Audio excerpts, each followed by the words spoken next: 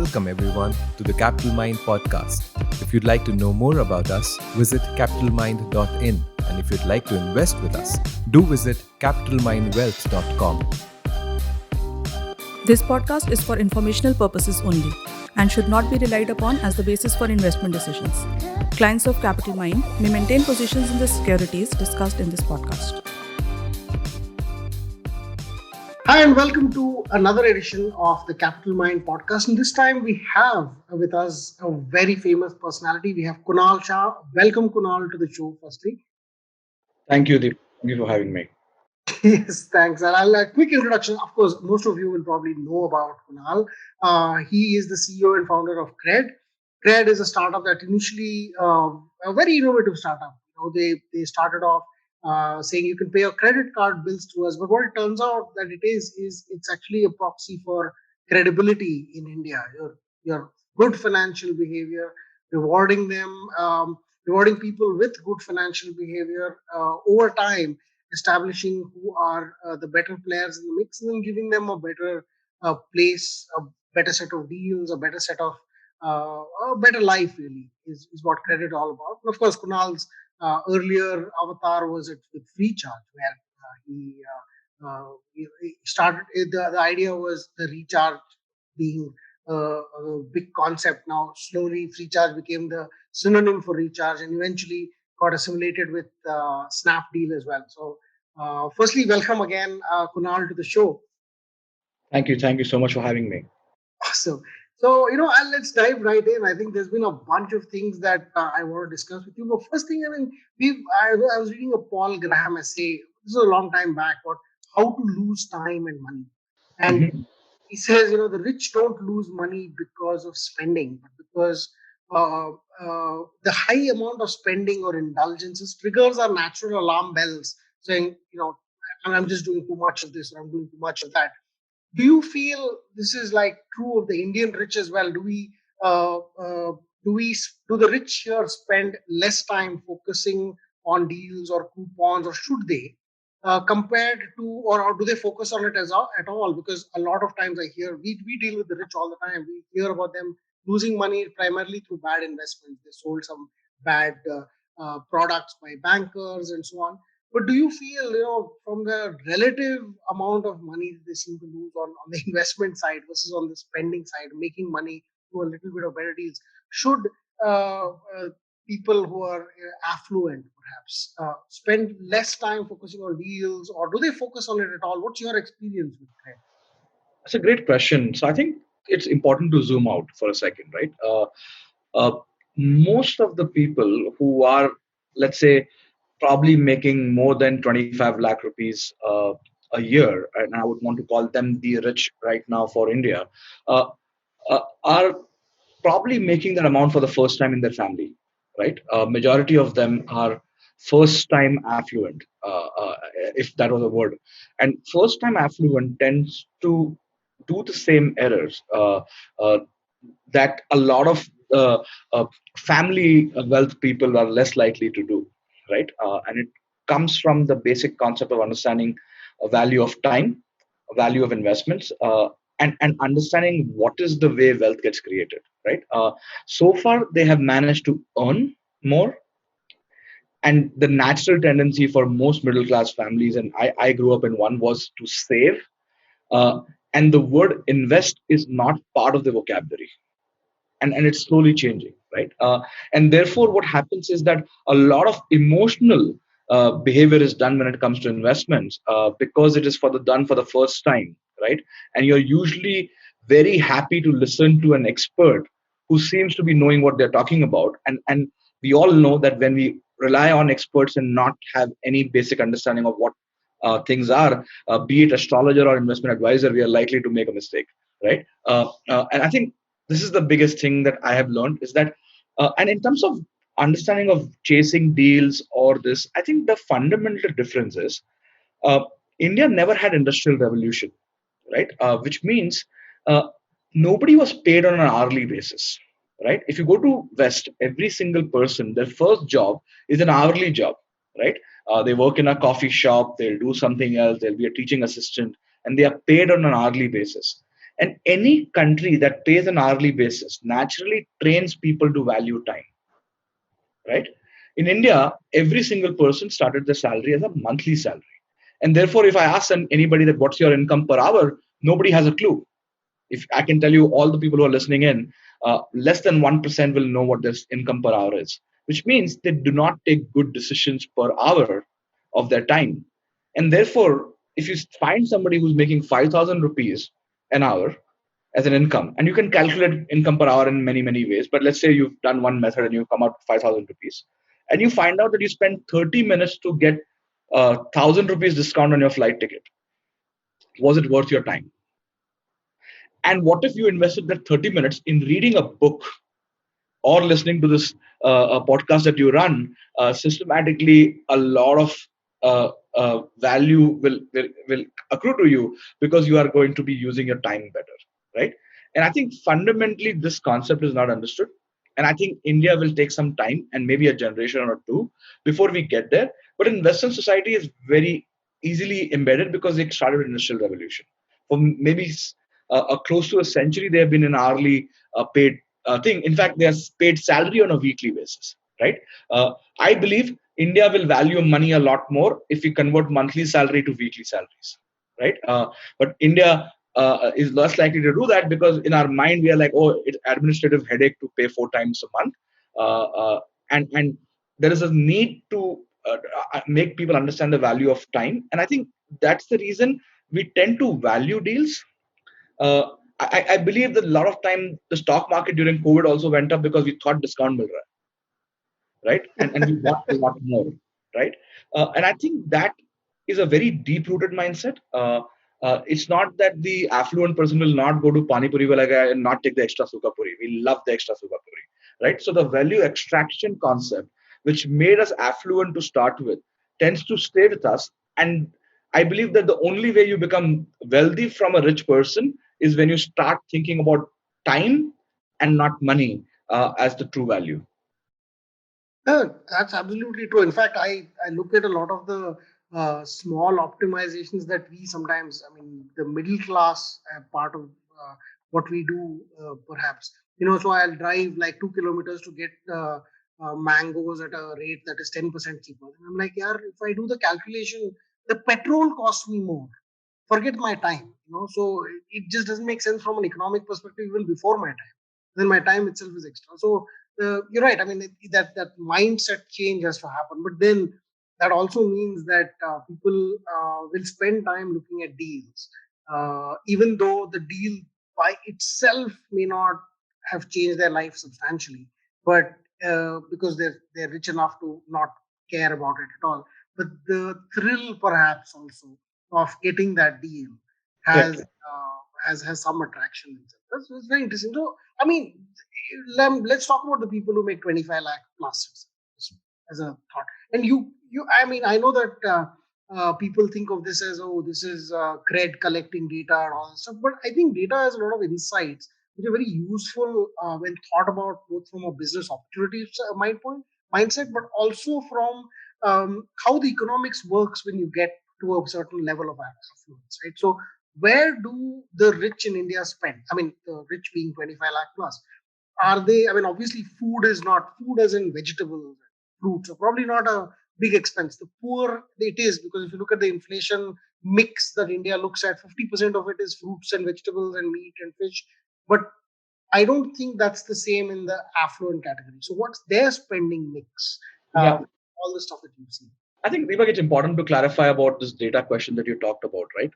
And it's funny how we tend to doubt local companies for data, whereas the data is in Gmail, which is actually an ad company. And we tend to not understand the difference between the two. And I think there is a natural problem in India to always kind of have doubts over local entrepreneurs and almost have worship for foreign companies, right? And I think that mindset is preventing a lot of wealth to be created locally. We naturally envy or doubt our fellow entrepreneurs, but are absolutely in worship mode when it comes to large companies. And I think that mindset is preventing a lot of wealth to be created in this country. But coming to the data question, right? We chose that path with a very simple reason is that we realized that banks regularly sent uh, uh, alerts on every spend you do, but banks never alerted you on any finance charges, any late payment fees, and a lot of that was hidden in the statement, right? And we thought if we can kind of help create an executive summary and let you know that what seems to be happening, we found out that 70% of CRED members did not know that interest charge is 45%. And then we started surfacing this data that you are having this charge, you have having been charged this annual fee, although you are not asked to that being charged. And then automatically it becomes better for them because we are really, really helping them surface this information, right? And a lot of times, the quest to do this is that we are absolutely proud of what we do with data because we are actually helping individuals and people who have benefited from that are really, really thankful. We have like hundreds of emails where people have thanked us for helping them recognize a charge.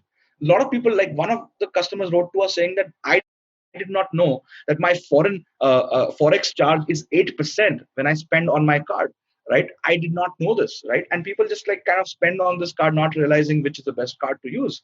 So I think uh, that's a very big thing that we are proud of, and I think we are going to continue to do more and more to keep making financial progress happen for our members. And sometimes we are assuming a position of a doctor, right? Which means sometimes you'll have to give us the blood report for us to tell you what to do, right? But if you're saying that, hey, they are taking blood report from me and not acting like a doctor, I think that's the dissonance that we need to solve for. In coming to spends that we've noticed, Deepak, is that interestingly, before COVID, the spends were massively skewed for affluent on travel and eating out, and both these categories just disappeared, right? And but the thing is, interestingly, groceries for affluent became almost 2x in many places, right? So there is a lot more focus, and you're sitting at home, so people are just buying more stuff, right? Uh, E-commerce has taken off. Subscription behavior, which is anything from Netflix to Tinder to everything, is kind of going more and more, and we are seeing a massive spike on the subscriptions. When it comes to just general stuff in terms of e-commerce purchases happening a lot more, retail apparel is somewhat down, but fuel, interestingly we noticed is that when lockdown started, the fuel spends went up 2x because everybody just filled up their cars in anticipation, but that kind of went down since April, May, June. So March was a massive spike on petrol spends that we observed. uh, in terms of other spends, like a lot of offline thing has gone down. But very interesting thing has happened when I was talking to some of the credit card heads this month. Sorry, in the month of June, is while 50% of credit card swiping machines are not active, so the machine that swipes credit cards, only 50% of them are active right now because restaurants and hotels, many things are shut down. But in terms of the total spends, we've already gone back to 75%, 80%. So what has happened is that we have replaced cash. And a lot of transactions that were done through cash or debit card or UPI is moving to cards because people are liking the idea of having extra liquidity in these times of crisis where people do not know how to kind of deal with crisis. So they are liking the idea of having more liquidity and spending more and more on their cards, right? So we are noticing many categories which were earlier not used a lot on card are now moving to card. And the total spend on card is kind of moving up to 75, 80%, which had dropped to close to 50% when the lockdowns kind of started happening. But now we are seeing 75, 80% coming back. And I think as more and more things kind of become easy, for example, Goa recently announced that tourism is open again, and we're going to allow people to do that. And we are noticing people are massively going for vacation. So we launched a new category recently, just a small experiment of doing some vacations on CRED, and we allowed people to kind of get the vacations for cheaper using their coins. We managed to sell like a 300-400 packages in a day in Bangalore for one property, and this one property, one city, we managed to sell so many of them. So there's so much pent up demand in the affluent, and I think as soon as I think from July onward, we're going to see a lot of revenge consumption starting to happen. Where affluent are going to spend more and more towards things that they've repressed on their spends, and uh, many interesting things. For example, people are buying extra devices because home office which requires you to have more gadgets and less gadgets than before, right? You need to have a fuller setup. Like you got a camera stand, which was not a need for a home office, but now a lot of people doing Zoom all the time are setting up their home offices to kind of deal with some of these things. They're getting a lamp, they are getting a good comfortable chair for themselves, and so on and so forth. So I think the spends are showing some very interesting patterns. But the summary for me is credit card spends are likely to recover the fastest because the affluent may have not seen the income drops like a lot of long tail India may have seen, and it is also likely to create a new consumption categories which we have not seen before. I agree. I think, even if you look at it from a personal standpoint, the amount used to spend on travel and food out, eating out, has now eventually resulted in a saving, and that part of that saving is almost like pent up consumption for a later date. So vacations, like you said, we've been bottled at home. At some point, everybody wants a vacation, so that's going to explode at some point. There's going to be this actually, you're right. I mean, the COVID behavior itself has changed, consumption patterns. But I think what you're also saying is some of these more valid or longer term consumptions have kind of impacted, which have been impacted negatively because of COVID, are likely to kind of come back and take an even greater percentage of life. And then, like you said, there's a there's a new there's a new consumption category itself that's been created that would have otherwise probably never existed. In fact, my one of the things that I'm looking at is now a home. I have two kids. Both of them have to be schooled remotely online. So now I have three devices. That's mine, and of course four devices, one for each of us. So we've got equipment now to go with each of them, Correct. and all that goes on the card. You're right. I mean, in the end, it doesn't make sense to do this with UPI or something. Credit card just is just so much easier. Um, that's interesting. So I think from the credit aspect, of course, you would have seen this evolve. But do you see a lot of your customers doing the moratorium, which they have been offered to credit card players as well? Yeah, I think we saw a lower percentage in CRED members to do opt for moratorium because we warned our customers that moratorium is bad for them. The reason it is bad for them is that moratorium makes you not get a negative mark in your credit bureau report for not paying on time, but it does not free you up from interest. And if you are going to pay 45% interest for 6 months of moratorium, you are going to get a shock of a lifetime, right? So we warned a lot of our members to not delay their credit card bill payments and pay them in time.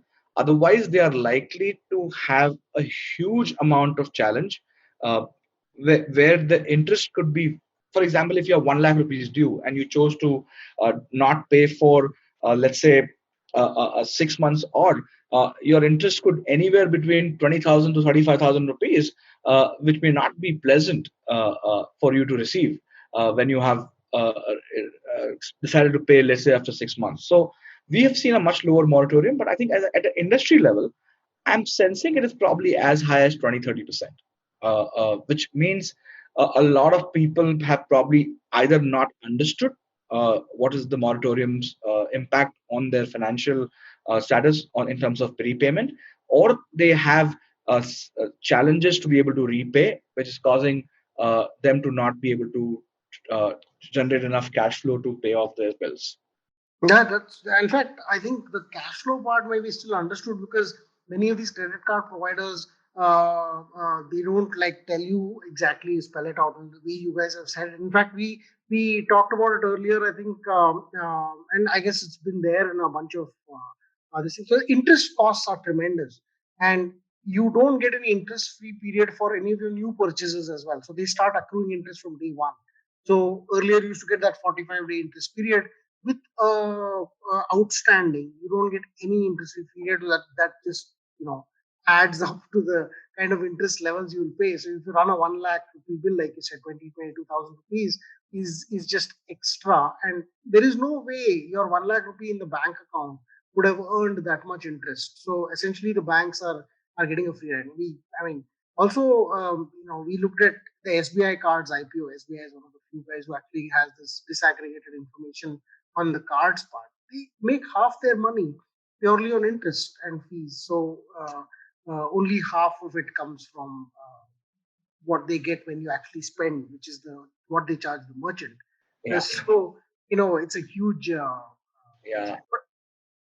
So So if you just understand the credit card industry, approximately before COVID, $100 billion was spent on credit card every year, and approximate revenue is in the tune of $5 to $6 billion, which includes interest and merchant, just MDR as they call it, and like the EBITDA would be as high as $1.5 to $2 billion on that industry, and that is largely because of the interest rate thing. So just to give you a sense, in the US, the credit card interest rate is probably in the 16, 17, 18, 19%.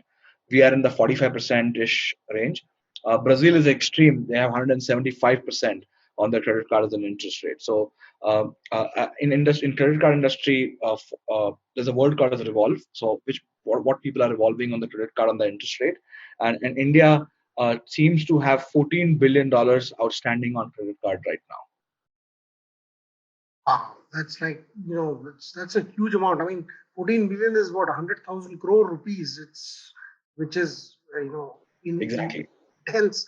I mean, it's the kind of money that you would. I mean, on a single loan, on a single category of loan, sounds a Correct. little extreme. But yeah, I mean, this is. I mean, business of course is for them to generate money, and every incremental person you convert into understanding this, and perhaps people who didn't understand it who got to understand it, is one customer that will love you for life because you help them Yeah. save much money. And I think, Deepak, 90% of people who have credit cards in this country are people who have got credit card for the first time in their entire family, right?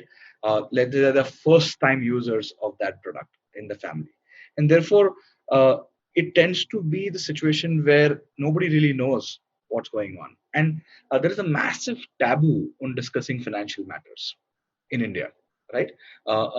It is considered to be weak if you are taking a loan. It's considered to be weak if you are having to revolve your credit card. So people just tend to hide it, and in this need of hiding, nobody discusses this matter, and it creates this huge amount of debt that people get into, right? And I think our idea is that can we democratize this? Can we make it simple for you to understand? Can we be the guardian? So CRED has a very simple principle that we are interested in financial progress of our members, and financial progress has two dimensions to it. Can we prevent anything that is causing financial losses to you, which you should not be incurring? And can we figure out a way for you to increase the benefit you can get from the money that is lying around with you? And can you grow more with that? So our goal is very simple. And we are taking multiple dimensions to that to upgrade the life of our lifestyle of our members. And we have noticed that we and I'll give you a small example. We are doing a user test of and calling user calls, and one of our colleagues' friend, she's in the top 10 CA student, like AIR 10 rank student in CA, and that person did not know that once you pay minimum due, you still have to pay interest. So we have confused education of finance to financial literacy. And that is a fundamental challenge. I think it's a compulsory course that you should be teaching in school on how money works. What is the concept of compound interest? Deepak, I recently did a poll on Twitter where I asked people that would you take 6 lakh rupees every month till you die, or will you take 10 crores upfront? I remember that. Yes. Right? And you remember 70% people chose 6 lakh rupees. Right? Then I was like, maybe this is weird. Maybe I should ask more people. So I got a lot of stand-up comedians to do that on Instagram as well as Twitter. And it was as high as 84% people choosing 6 lakh rupees. And this is English speaking stand-up comedians, which means their audience is English speaking educated people who are probably in decent jobs. This is the state of the country. We cannot teach people how to use credit card or investment till we don't explain them the concept of compound interest.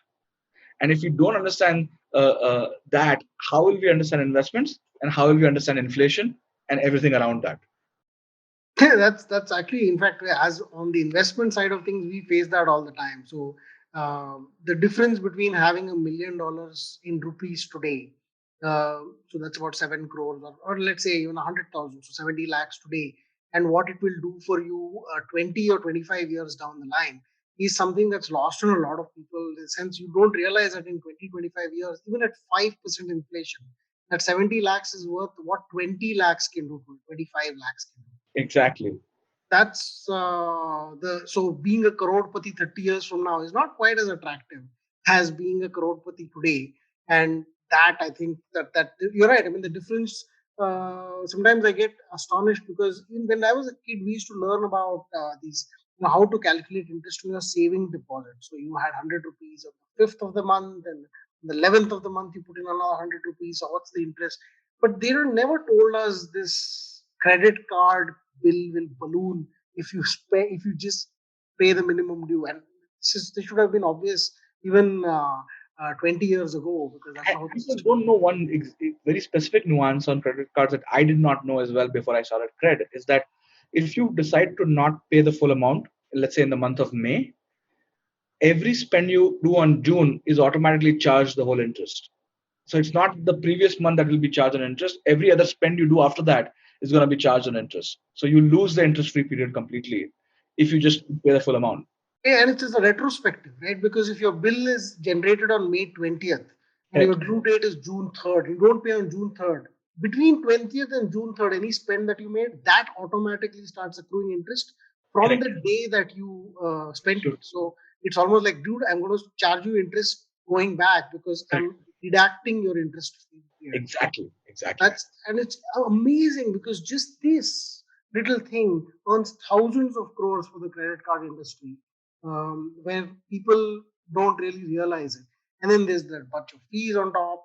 I mean, it's amazing, and So I think a lot about this. Of course, we could go on because it keeps this thing. But as you said, changing behavior is a must. And I think let me just switch to another part of this whole thing. So it's like this is about Kunal Shah, the person, and thought process on where you are.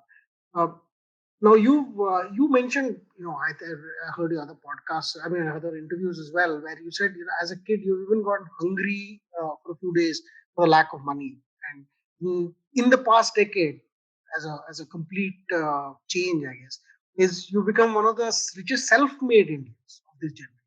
So how do you, as Kunal Shah, how does Kunal Shah manage his money personally? And I know you do a bunch of in angel investing, perhaps. Do you do stocks? How do you think of how you manage your money?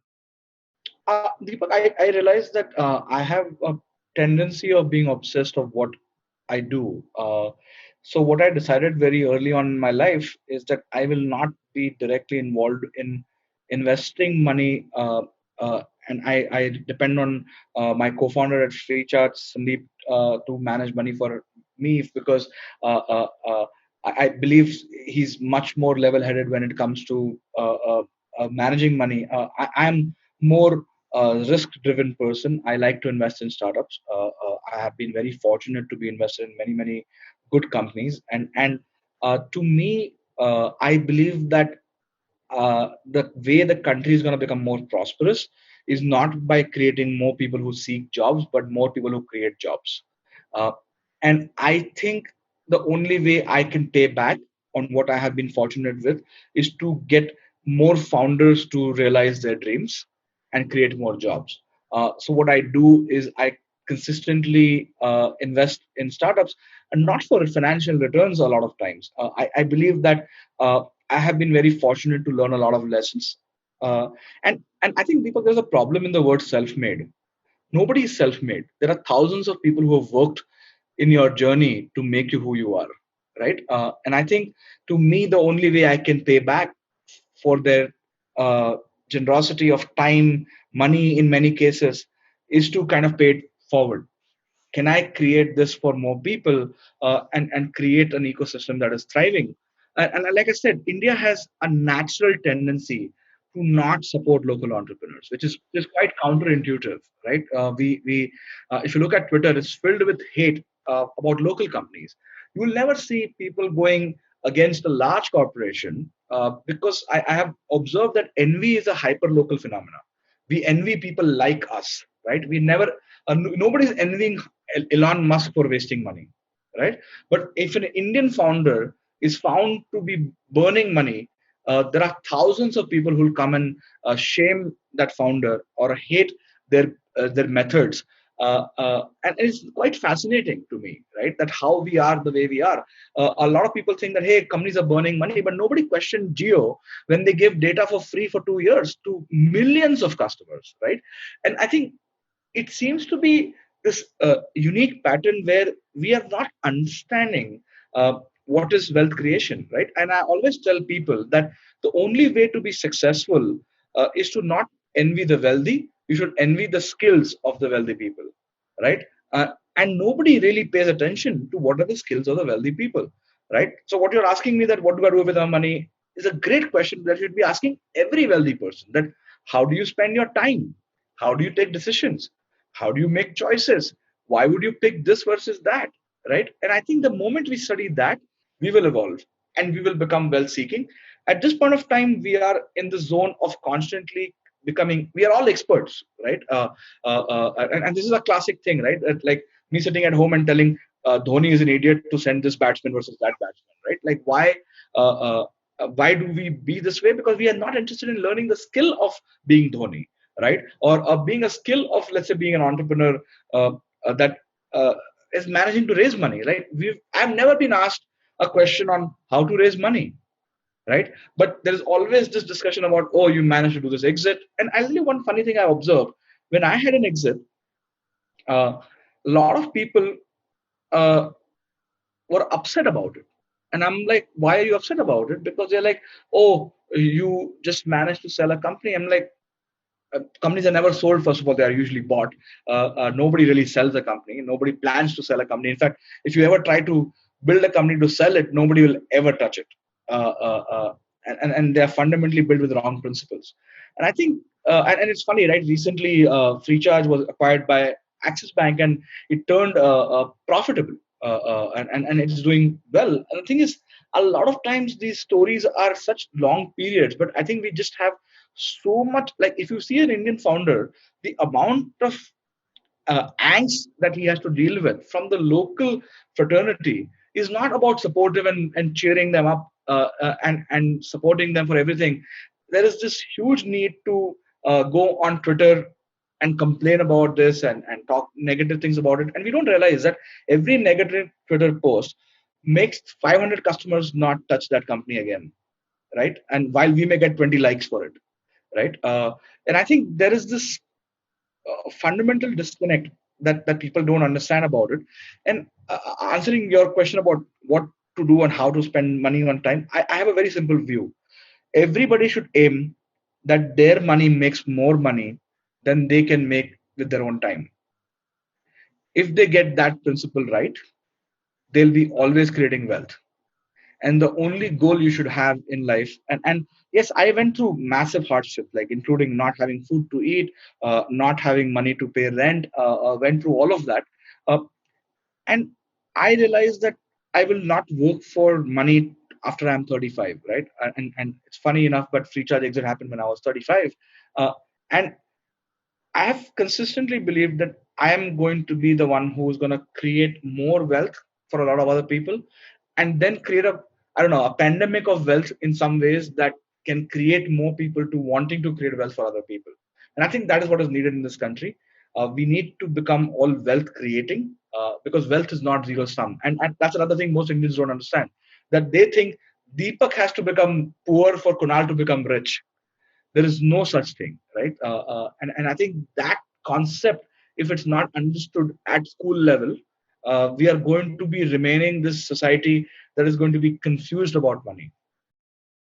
Yeah, I mean, I agree. I mean, I think I agree at multiple levels with you because I've been an entrepreneur before it was fashionable to be one. I was in '96 when I started my first, '97 started my first company. I remember I used to get these things of, "Acha, you didn't get a job in an IT company." So I'd be like, "No, I actually run an IT company." So they would be like, "Oh, okay, whatever." So there would always be this feeling of you're fighting the odds all the time. You're all and but over time I've realized that India is like that. So people hate No, but people. I think we should change that, Deepak. I think if we start accepting the India the way it is, and I think you and I are not participating, having a voice in this country and not participating in changing this mindset, then we will never create wealth in this society, right? We are always going to be this Indian crab society that we are always known to be talking about, which is not good, right? We all need to be creating a wealth mindset, right, and not envy and hate the wealthy, right? There is this popular theme to hate the wealthy. How will we all become healthy if we just keep hating wealthy? How will that happen? Yeah, in fact, I mean, look, we're both in Bangalore, and I think in Bangalore itself, the whole concept of this person drives a Fiat from the 1985 time frames. Oh, look, he's so rich, but he still does that. So I keep looking at that and saying, yeah, this somehow is not okay. So You don't need it's fascinating. ostentatious So display, Deepak, right? it's funny. It's very funny. My advice given to me by a lot of affluent people after my exit was, Kunal, don't buy a fancy car, because a lot of people will not be able to see it, and they will make sure that they will always have hatred towards you. And I was like, if we appreciated wealth, then we will desire it. What if all the entrepreneurs drove supercars? Then shouldn't it inspire other people that I want to be like this guy, right? And I think this mindset, and if you notice, every billionaire on Twitter always does this emoji, right? Always show humility, because we just cannot accept them to be very good at their game, right? And I think the concept is that we are not trying to abstract their skills, right? We are not trying to learn how did Tata Group become Tata Group, how did Reliance become Reliance, where are the notes on skills required, where are the notes for billionaires, where are the notes for why is Vijay Shekhar doing what he is doing, what are the skill sets? We don't know that. We don't even know that part of it, right? And I think, but there is, everybody has an opinion about, oh, this guy is this, or this guy is all about funding, and this guy is about that. Why? And I think there is this deep challenge on this mindset to be changed, and I think you and I should equally participate in changing that. One, we should do a good job of making people realize what is money and how it works and the principles of money. And second thing is that making people understand that wealth is not zero sum. And third thing, focusing on learning the skill sets of wealthy people versus constantly envying their possessions. Yeah, I mean, this is like, we could have three separate podcasts on each of these. It's like, it's such a deep topic. Zero sum, for instance. I mean, we talk about the stock market, they say it's zero sum. I say, no, yaar, I buy a stock at 100 rupees, I sell it to you at 200, I'm happy. You buy it at 200, you sell it to 400, you're happy. The guy who's bought it at 400 waits for it to become 600. Who's lost money? Correct. No. Correct. So it's not zero sum. It's just the assimilation of things. And to me, it's more important to create the environment that creates that assimilation than Correct. to actually tell people which stock to buy. Correct. So, like you said, for every rupee that a person does not lose in the credit card fees, there will be a person who uses that money for something more productive. Absolutely. Activity, Absolutely. right? So, uh, I think, yeah, well, it's, I guess, this is very interesting. I would love to have you on another podcast. We talk deeply about the philosophical aspect of these things, but also from a practical standpoint. And I was on Twitter today telling people that Twitter is like a dementor at some point. So you go there, the people who are trying to suck the very life out of you, the very happiness out of you, right? So you're fighting that and living. But I think that's a challenge in itself. You have to be thick-skinned to be an entrepreneur in real life. I don't think there is a. I think all the entrepreneurs who are, I would say, somewhat successful are because of their thick skin, right? I have been ridiculed for raising money.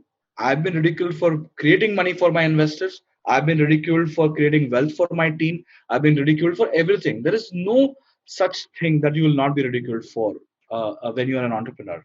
But I'm saying that when you see that kind of behavior, other people will be discouraged from becoming an entrepreneurs. I'm not going to be discouraged because of Twitter to not do what I'm doing in life. I'll probably make 5 companies before I die.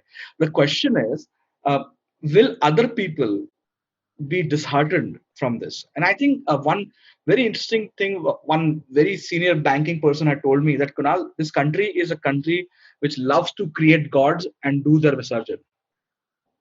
We love to make somebody big and then put them in water, right? And this is a problematic thing, right? If we are going to uh, demonize people who are wealthy, if you're going to demonize people who seemingly has more wealth than us, then we will kind of always have this feeling that it's unfair. And the only way you create wealth is through unfair behavior, which is not true. Deepak, you've been running a business forever. You have provided value, and therefore you are there. What you are doing, and it's not about constantly thinking that, hey, he must have schemed with people and done this with people, and therefore he is making money. Nobody creates wealth like that, and I think that mindset needs to change. I mean, look, in the end, nobody's. So at some point, there will be somebody who's unhappy with something you do. You realize that whether you run a business or you do a job, you're never going to get always have a happy manager or a happy customer, or like 100%. There'll always be somebody who.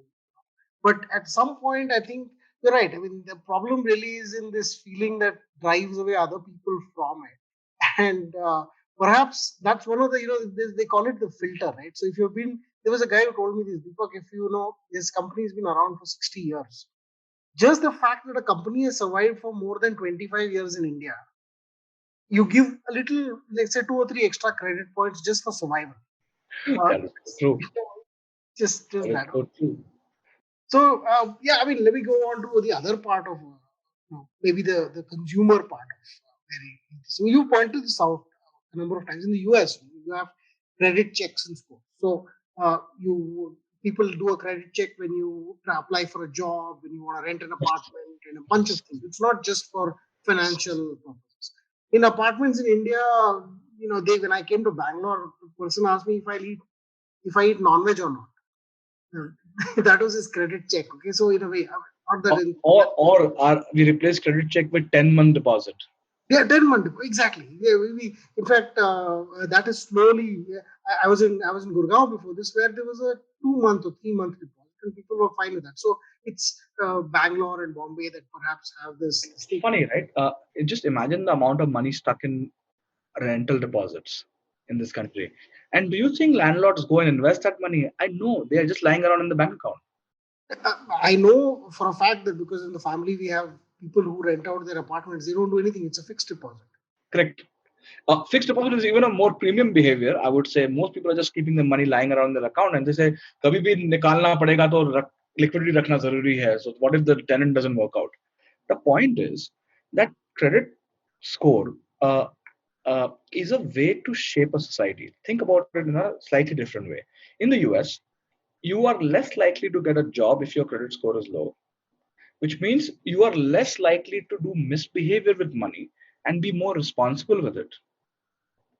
In the US, car insurance can go more or less expensive based on credit score, because they have observed that people who have poor credit score also have naturally rash behavior when it comes to driving their car, right? And there are so many impacts of these things that if you look at every society that has managed to become very uh, prosperous, they have designed these systems which prevent this. Because see, Deepak, in this country, I'll tell you one interesting data point: the number of jails have not increased from the time British left. Oh wow. Okay. The population has grown multiple times, which means have we become more nicer? Answer is probably not. But it's impossible for punishing bad behavior. There is no way we can punish bad behavior. There is no scale that we can punish bad behavior. The pending cases in legal system is probably worth 40 years now, right? So only way we can do is prevention of bad behavior by incentivizing good behavior, right? And if you look at it, that is the whole thing. Can we incentivize good behavior? Recently, I had read that income tax is going to make it a separate queue for people who are paying taxes regularly, right? Now, that's a very powerful thing in my view, because why not be having pride about it, right? You and I paying a large amount of tax every year. Why are we not treated in a more positive way, right? Why is somebody whose credit score higher not treated in a more positive way? And if we do that, more people will want to do that behavior, right? Unless there is difference in treatment for people who have good, trustworthy behavior, we are going to have a challenge. I'll give you a small example. Let's say Mintra is saying that our return policy is only 7 days. You can return stuff in 7 days. But what if for people who are with high trust score are allowed 30 days to return stuff, 60 days to return stuff, and people who have generally shown bad behavior to be doing returns, no returns policy for them, right? And the problem is we did one standard platform. Okay, 7 days bus. The good guys and bad guys are treated equally. I'll give you a small example. A friend of mine, she was in India and she observed this weird thing that we have a separate compartment for women. And we never think about this, right? It's nowhere in the world that we have this challenge that females have a separate compartment. So I answered to her that the reason we have separate compartments so that they can be protected. And she said that why can't the men protect them in their own compartment? And the question is that we just have a blanket solution, which is separate banking, a separate compartment for women, right? And it is quite fascinating, right? That we are still like India is one of the few countries which has separate queue for women, and sometimes we don't understand these things. That and with a curtain, that too, right? And it's probably a practice done only in a lot of backward countries now, right? Where we have not understood, and this is airport. This is not even something else right now. So I think we have not understood that you cannot apply a single principle. You have to have nuanced treatment. I'll give you a small example. RBI has a second factor authentication on all credit card payments, right? But what if I want to opt out of it? What if I, as a user of this facility, want to opt out of it? I don't want to put OTP every time. I just want to do one click payment. It's not possible today because India has the tendency to create one solution, right? And this comes from the mindset of not being nuanced, right? I remember somebody very senior told me yesterday that I think the only thing we did during lockdown is enforce lockdown. So whereas That's instead of very true. preparing for it or doing something about it in terms of facilities to other thing. And I think this is the thing, right? We tend to have a lot of pride in enforcing rules and creating bans and all of that, which I think are non-nuanced solutions, right? Any investor will be afraid of investing in a country that does not handle things with nuance and creates this blanket rules, which seem to be a sign of a society that needs to evolve a lot more. Yeah, as much as I think we've seen in the last few months or even earlier than that, we create those barriers at different levels. Earlier, I mean, much earlier, before perhaps a few hundred years ago, it used to be a caste level of barriers, stuff you couldn't go around. There are maybe other layers of barriers which are not necessarily logical, like you said. Like, I mean, for instance, why should government officials not pay? Those tolls at the toll booths. I'm like, yeah, they pay your salary. You just pay the thing and get it reimbursed if you have from your department. But why would you create a separate thing that said, oh, I'm a government official, therefore I don't have to pay any No, toll? the issue is even bigger than it's a separate queue for Right. them. Oh yeah, That's there is more actually. problematic. There's one reserved only for them, the Yes, VIP lane. yes. But on the other hand, I mean, I think having that as a criteria, which is not assertable by certain needs versus doing a pure economic credibility, like you said, merit based in a sense. If you had good financial behavior, I'll reward you, which means it's available to everybody, regardless of birth. Exactly.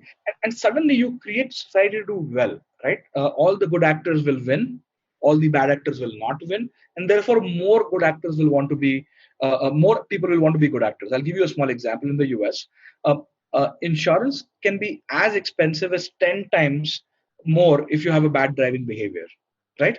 And because of that, somebody who's a good driver, their insurance cost keeps going down. In India, Deepak, you are a good driver, I'm a bad driver, we are both paying the same car insurance cost. And this is the problem of non-nuanced solution. Credit score as a system, if it's used across the board. So, for example, at CRED, the criteria for joining CRED is that you need to have a credit score of at least 750, 800 and above in many positions. And why do we do that? It's very simple that if we are enforcing that for other people and our members, we should at least hold ourselves to the same bar, right? And I think that creates this culture saying that people are getting aware about it. In US, everybody knows their credit score by heart and they Correct. check it regularly. In India, most customers do not know the credit score till credit actually says, "Hey, here's your score. Now you enter all of that." And I think that is a big thing. If it doesn't matter to you because it's not impacting your life, but it did. If it did impact your life, you will fundamentally have a huge opportunity ahead of you. That's interesting. Now, I think the necessity is obvious, and I think you as CRED has also done one part, which is, for instance, get my credit score, which is Correct. a lot more complicated in other ways. But what other ways do you see CRED playing a role in reducing this friction of society in a way? Yeah, so I think we are very interested that can we create more and more benefits for people for having higher credit score. One of the things that we are really considering is that can members rent apartments to each other, because everybody's high credit score, we don't need to kind of really go for external trust mechanisms to kind of do that, right? What if today if you wanted to, let's say, sell a car or buy a car, second hand car, what sources do you go to? How do you go to the trustworthy sources, right? We are also thinking about working with many organizations which gives us such special privilege to people with high credit scores and make it faster access for them, or give them extra benefits for being trustworthy. So we are really working hard to ensure that there is a differentiated treatment for people with high credit scores. And my strong belief is that it will take a long time. And CRED is not going to be the only company that will manage to do that. There are multiple participants have to be there. uh, I, if you notice one thing about, let's say, American visa, right? If you have an American visa, many countries allow you to come to their country, Yes. and that removes the need for getting so many visas. Same way, we believe that if we do a good job of creating that as a standard and allow more people to participate in their things, and really allow these customers to get a benefit from that, we'll be able to make a huge difference, and more people will improve their scores, and more people will care about being timely about their commitments, and so on and so forth.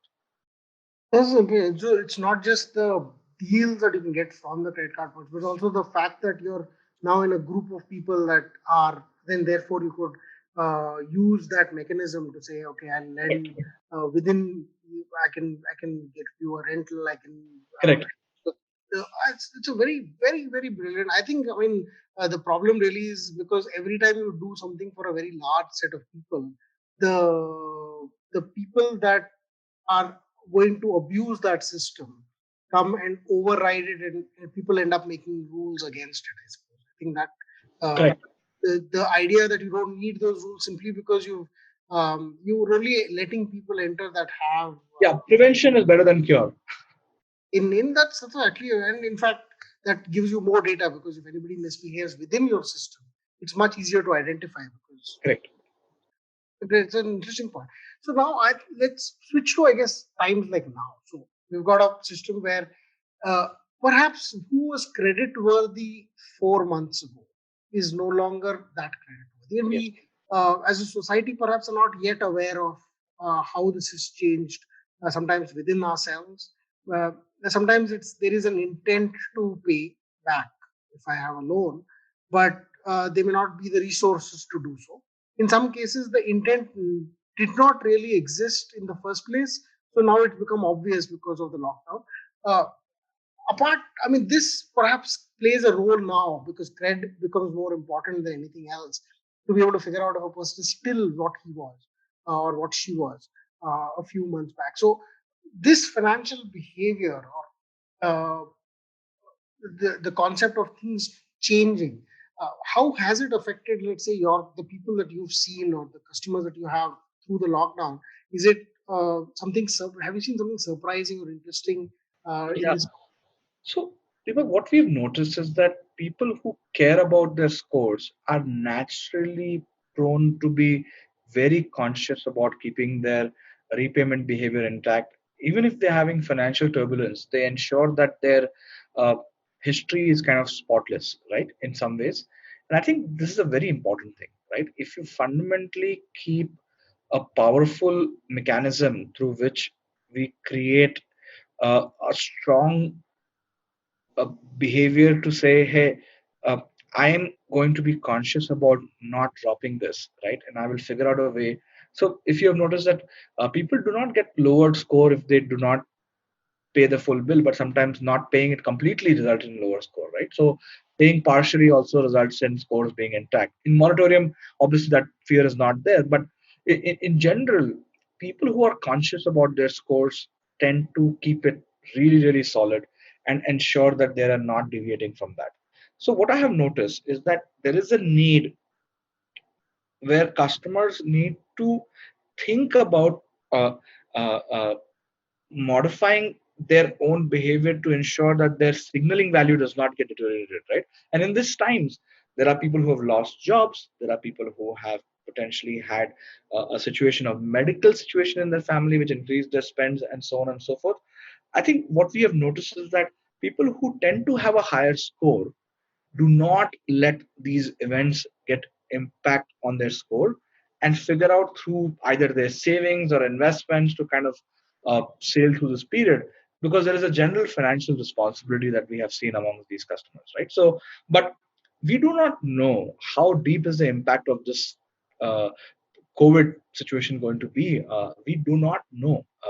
We are going to have more and more and more situations of second order, third order impacts coming because of this. And I don't think we truly anticipate this. There was a belief that cars will not sell, and I believe cars will sell now because nobody wants to go in cabs and share a cab. We do not know how some of these behaviors are going to shape.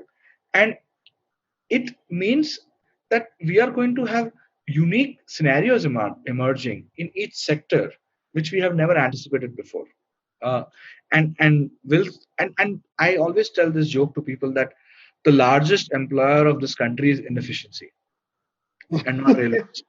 uh, and in a world where everybody was forced to be more efficient, all of us are more efficient than before because of technology being generously used in our life now. uh, Many jobs will not come back. Many jobs will not come back. And I think that is a scenario that is going to cause a huge amount of ripple effects on this. And we have to be constantly focused on these aspects. No, well, I think I mean I've written a bunch of these things on. For instance, this STD PCO operator. Uh, where did that job go? There were hundreds and thousands of them in every Hundreds city. and thousands of them. You're so right about that. So apart from that, but the point is, it did create Or jobs. Xerox machines. Or Xerox machines. Xerox machines have so soon. I mean, your phone is your watch, your torch, your FM player, and there was a thing called a pager at some Yes, yes. point. So I guess the like, and also somebody told me this was my first startup. Deepak, I'm proud that you're creating jobs. I said, but that's not the objective. He said, what do you mean? He said, if you're telling me as an entrepreneur, my job is not to create jobs. My job is to run a successful business. If I can do Correct. that, more jobs, that's great. With less jobs, that's great. It's part. Yes, yes, But you will not necessarily see me saying that I have hired 100 people, therefore I'm proud. I'm yes. proud because I run a successful business, not because I. Correct, correct. And I think if we create 100 entrepreneurs like me, you'll have jobs naturally because everybody needs. As long as we have less job seekers and more job creators, it doesn't matter how many jobs they create. Yes, and eventually it'll it's quite remarkable. I believe hopefully this lockdown will also teach us to become better entrepreneurs and bring more entrepreneurs in, because there are opportunities in the destruction of a little. There is the creation of a lot. Yes, So absolutely, the absolutely. it'll be quite. I mean, I think you'll probably see this much before I do. I look at these wealthy, rich companies at the stock markets who are giants who don't change, and you, on the other hand, see the small entrepreneurs much more. And I wish we could have you or Vijay Shekhar Sharma or one of some of the big companies in India that are they started from small and grew big. I hope they list on the stock exchange so we can proudly own a pretty decent company as well. But uh, I think the change will be starting to be visible from at your end more than at the stock market end, honestly. So let me also take you through another. The next question I have is around this is probably complex because I've heard both sides of the story, and some of your successful peers in the Indian startup ecosystem um, have now taken a stand after they have become successful that they want zero or a very limited involvement of VCs and external investors when building a company. Now, this may be because they've gotten successful and have enough money. So people may have the option of funding their own companies by themselves, or you may have had the option of doing this yourself versus talking to external investors. But how perhaps has your experience been in that aspect, and what maybe you've done this twice, you've done this with free charge, you've done this with CRED, and what's perhaps the lesson that you learned from the free charge and that you might have decided to do differently with CRED? I think what you expect from your investors changes as you get uh, doing second or third company, right? The level of advice I'm seeking is very different now, right? Earlier, I would seek advice of who should I hire, kind of an advice, or how should I structure my team, and how do I do branding, kind of an advice. But now the advice is more around, hey, how do I think about regulatory framework 12 months out? How do I think about creating this into a large profit making entity in 5 years from now? How do I think about that? And so on and so forth, right? So, my view is that uh, I think uh, there's a pattern on second time, third time founders, which tends to be the lessons that they are looking for is very, very different, and advice is very, very different. But having said that, we are at a very early stage on our entrepreneurial ecosystem. We do not really understand this. It is still sexy, shiny stuff from the outside, right? Nobody knows the dark stuff of running Capital Mind or running CRED is, right? And it looks fancy because we all have lots of Twitter followers, so people assume it is such nice life that we live, but it is not understood truly. So I think what, in terms of more control, I think it is problematic to think that you need to have more control. I think you need to have more competence on your side. Sometimes the competence comes in form of board members. Sometimes the competence comes in form of team members. Sometimes competence comes in form of co-founders, right? And I think everybody should be looking at accumulating competence and not be too worrying about controlling. I think controlling mindset naturally repels competence. Got it. So you're saying the VC fear of losing control is probably less important Yeah, than fear of everybody is too busy making a big thing happen, right? And I think everybody's realized that it's best to have the founder run the show as much as possible, unless there is something fundamentally wrong about it. So we're all learning and getting there. Yeah, I guess I mean one of the problems that I mean I hear both ends of that story, and then you hear stories of founders being kicked out of their startups. So I feel that it's a business problem. I think a lot of times in India, I've noticed is that one or two stories become uh, Folklore. a norm of news, and I think that is unfortunate. We have to look at uh, things and not through anecdotes but data, and I think that culture is a little bit amiss in our startup ecosystem. Like Where it's also the way it's been. Like for instance, in the public markets, it was known that for 20 years or 25, 30 years, in fact, businesses which didn't work out very well would typically go back to a bank and say, "Yaar, I didn't work out. You guys take a haircut and let's start again." So you gave 100 crores of a loan, you took a 40 crore haircut. The business now has owes only 60 crores. It can go back and do things. It does something. It takes a 200 crore loan. It doesn't work out. So the promoter siphons in the middle. This is normal. Once in a while. Now come a new regulatory framework called the bankruptcy code. Suddenly you can't go to bank and says, "Ha, theek hai, I'll take the write down, but tu nahi chalayega company. You will not run the company anymore. I will get somebody else to run." Suddenly everybody's crying foul, saying, "No, no, no, this is not the way it's supposed to have worked." So the new has replaced the old. So that's pretty amazing, right? Like, then we'll have less bad behavior, Correct. and systematically more wealth will get distributed through this method. So I think it's a good thing. It's brilliant. In fact, I think it's the way to say that, listen, you don't want to lose your company, just don't do all this bad behavior. If it's truly something that can't be fixed, you would have lost your company anyways. Correct. That's not like it's the end of the story, but don't expect that everybody. So it comes. I think it's very interesting that from the VC behavior also, we tend to overrate or underrate a few stories, whereas in India the ecosystem is very raw right now. We don't Yeah. have depth that you could say exists in the West. But at the same time, it just takes a few people to be really successful to change that equation. So Absolutely. Absolutely. more power to you, more on that.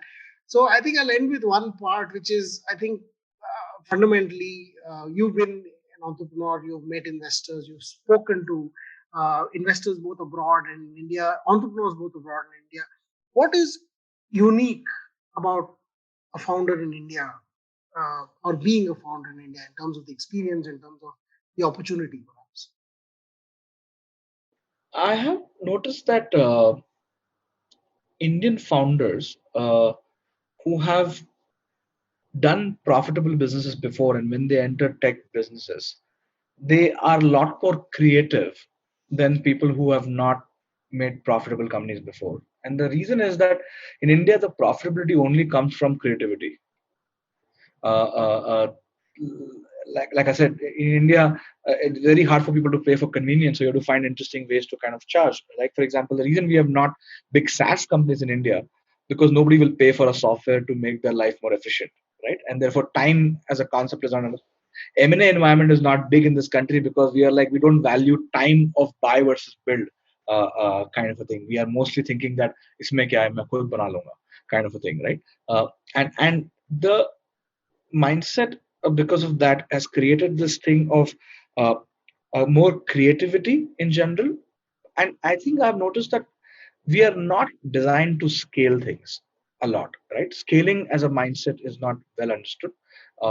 uh, Western countries and founders tend to have a scaling mindset a lot more than Indian in general.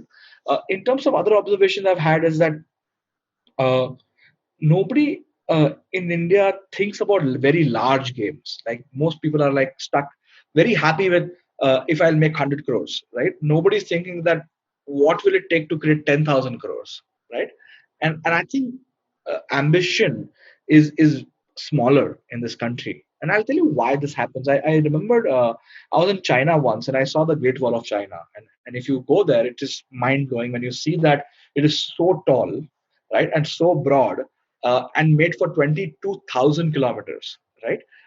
It blows your mind. And you see a lot of Chinese kids go there during young age, and they see the enormous structure, and they know it's man-made, right? So they know a scale is possible through human ambition, right? But if you ask anybody in India, what is the biggest man-made structure of India that you're proud of, they'll say Bandra Ceiling Road, right? And that is the scale difference that they think about, and it fundamentally changes ambition, right? The average Chinese has 100x more ambition than Indian, because we have not seen something of scale emerge, physically emerge in many ways. India's challenge, and I think the difference is the gender ratio, right? In the US, you will see a fair amount of female participation in the founder ecosystem or in the leadership positions. In India, less than 20% of women work now. That is lower than Bangladesh, lower than Pakistan now. In fact, urban female participation of labor has dropped to 8%. uh, and that is lower than many countries around India, uh, uh, including some of the most conservative nations. We are lower than that, and these facts are not understood by Indians. That unless uh, women work, jobs will not be created. And the people say jobs kahan hai, and they don't understand the concept that, let's say, an affluent family has both the genders working because their skill sets, let's say, आपने भी MBA किया है, आपकी wife ने भी MBA किया है, दोनों जॉब कर रहे हैं, you're creating 10 to 15 jobs because of a dual income, right? Because you'll have two nannies and you will have this thing and then you will use this product and all of that, right? And a lot of urban women are currently home with the skill set of the same degree, sometimes as the husband. And that is a huge problem, that we are not going to grow this country's per capita income. Because just to put things in perspective, the urban female participation of labor in India is 8%. Urban female participation of labor in China is 90%. Wow. Which means if you go on a street on a regular day, you see equal genders on the street going to work.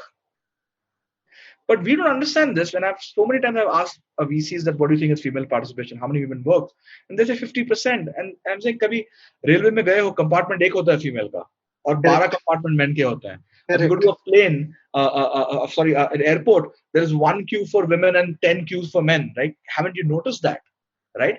And this is not understood by most Indians. And I think unless we realize that, I don't think we'll become a very wealthy nation. Well, perhaps we'll be forced to, because if everybody's working from home, why can't women work just as? Exactly my point. So the thing is, work from home can create an unusual opportunity for women to be extremely successful and be financially independent and not have these similar restrictions that they had in the past.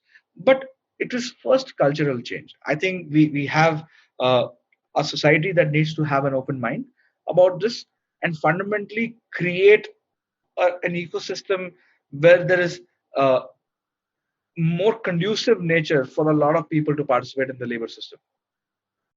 I'm with you on that. I think the for two reasons. I mean, that one layer, of course, you got,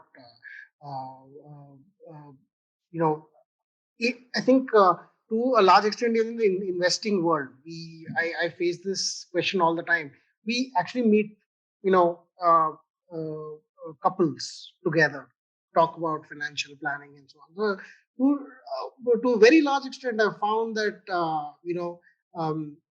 my job as a financial person, a person who looks at stock markets and all that stuff, is that discipline and rigor, and simply not going crazy every once in a while makes you a lot of money in the long run. It's just the way the market is. You Yes, just have to keep your head down and do. yes. More women are capable of this, and call me sexist about it, but that's how my experience has been. More women are good at this uh, than men are. Yet the world of investing is dominated by Yeah, in India, definitely. it's Perhaps so funny you're saying that 92 to 93% of credit cards are owned by men. 95% of all personal loans are taken by men. 90% of car loans are taken by men. 90% of home loans are taken by men. The question is that it's not just about investing, they're just missing from almost all dimensions of financial behavior. And that needs to change. Oh, well, I think, this is opportunity. This is a great time. I hope everything on that front changes. Uh, there's more to participation, like you said, just for fundamentally. And I think I see where you are in terms of scale, ambitions, the ability to think of 100,000 crore number. We talk about it. I mean, because we, to a large extent, deal with some numbers like this. 100,000 crores is not a lot of money by world standards, but it literally changes the game for everybody who's in India. And they look at you and say, isn't a 1,000 crore outcome just as good? Like, no, well, it's got to be. But then the attitude of the number of people who think 100,000 crores is probably countable on my hand and perhaps your hand and mine put together. But that layer perhaps has to still evolve. It's very fascinating being uh, I of course did not take opportunity as well as I should have perhaps 20 years ago when I was an entrepreneur. And perhaps not even 10 years ago, we were in different fields. But then watching this whole ecosystem evolve, I think what you're saying is going to come true in the next few years. The thing we're Absolutely. seeing is that we're negative about the richer entrepreneurs or the successful entrepreneurs. All that is going to change. We just have to stick with our guns and Absolutely. just succeed. But thanks a ton, Kunal. It's been a Thank you. wonderful time talking with you, and I hope I see you as among the top. You will. I don't have to see you. I'll know that you're one of the top most successful Fingers Indians. crossed. Fingers Everybody. crossed. I think the word cred and the company cred has a great future because cred is how a big economies evolve, and we are by all definitions a big economy. And I all to all the listeners and viewers here, I hope you do try credit. I'm a member, so I'm biased. Okay, so also because I've known Kunal, I've been one of the early investors. I'm a little stingy. I don't spend so much on the credit card as much as perhaps I should. But looking at the lockdown and the demand of my kids growing up, I think I'm going to go there much more. But all of you should try it. It's a wonderful experience. Um, Thanks so much, Kunal, again. Thank you. Thank you so much. Bye bye. Uh, and also thanks everyone for watching. We're at Capital Mind _ in on Twitter. I'm Deepak Shenoy on Twitter. Kunal is Kunal Shah. Isn't that your handle? Shah It's Kunal. I'll be 1-1. Yes. Kunal B11. That's the one. Because now Twitter shows the full name. I don't remember the handles anymore. But ping us on Twitter. I hope and be positive. Twitter isn't all demand. Most of you are obviously going to be positive, but let's hope to see Kunal on more pedestals and shows as things go along. And all the best. Wash your hands. Be safe during the lockdown. Thanks so much. We're Capital Mind. This is the Capital Mind podcast. Do tell us what your views are. Thanks so much. Thank you.